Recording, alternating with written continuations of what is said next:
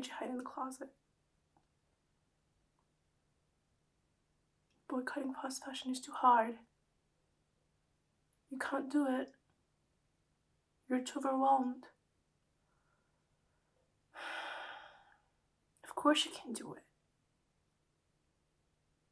I believe in you. Come on. Let's get you out of here. Let's get to work. Are you okay? Do you feel better now? Good. Awesome. I'm going to tell you how to avoid doing what you just did right now. You don't need to hide in your closet every time that you feel tempted to buy fast fashion. I'm going to tell you some steps that you can follow until you get used to not feeling tempted to buy stuff that you don't need. Even you can make impulsive buys sometimes that are not as harmful. Okay, let's go. First things first, block fast fashion brands on social media.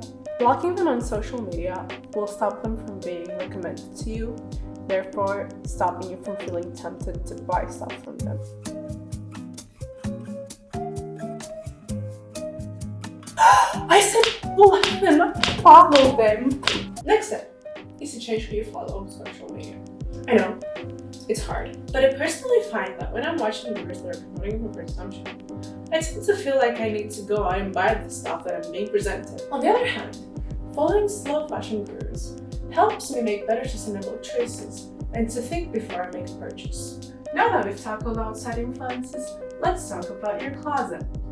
Go through your entire closet and figure out exactly what you need and don't need. Then make a list of the things you need and the things you don't need. This way, you'll make more responsible purchases. I find that having a general awareness of my needs helps me go after the things that I need rather than the things that I want. And I realized that in the past, I would buy stuff to try and cover the fact that I didn't have basic pieces that I needed in my wardrobe.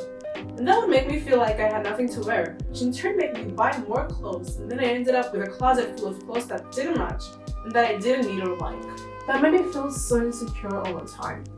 So being 100% honest with yourself is very important. After you've done that, you have to teach yourself to ask yourself every time that you feel like making an impulsive buy, do I need that? Do I need Pikachu earrings? No, I don't. You're going to be thanking yourself later for not making an impulsive buy. You can look for slow fashion shops if you want to, but most people can't really afford them. Plus, it's better to not invest in new clothes to be made. A thing that you probably know, which most of us do, is thrifting. But thrifting is being gentrified in some areas, making it harmful for people who only rely on thrift stores. This hasn't happened everywhere. For example, it's not true in my country. But in places like in the US and in the UK, it started to become a problem. So it's very important to know how things are in your country. If things are looking good, you should opt for second-hand clothes instead. You can look for physical stores, or you can look for places like Depop, Facebook Marketplace, Vinted, and many others. Some of these people may be thrifting clothes and reselling them for a higher price to make a living, therefore taking part in the gentrification of thrift stores.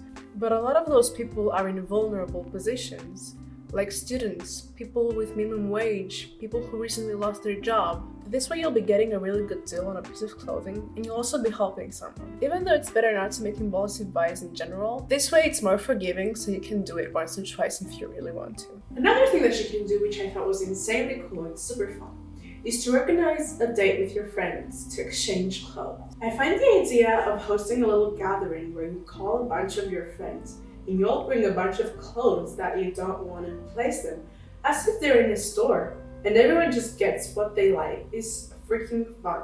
And you can go crazy with that as well. You're not harming anyone when you just got yourself a great date. This brings me to my next step, which is to find people who have the same goal as you. The people you surround yourself with are very important.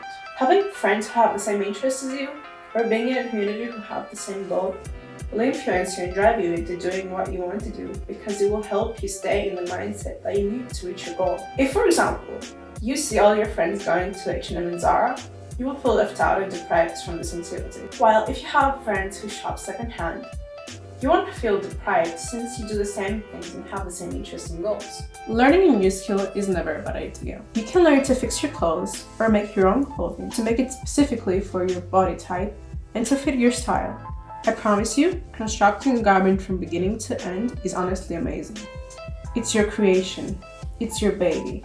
And it's so much more rewarding than the stupid shopping high you get from shopping from fast fashion stores. That is followed by extreme body insecurity because most of their clothes only fit a specific body type. That was all I had to say. Hope I won't find you hiding again in the closet from being too overwhelmed. Thank you for watching. Now go! Do your thing! Go!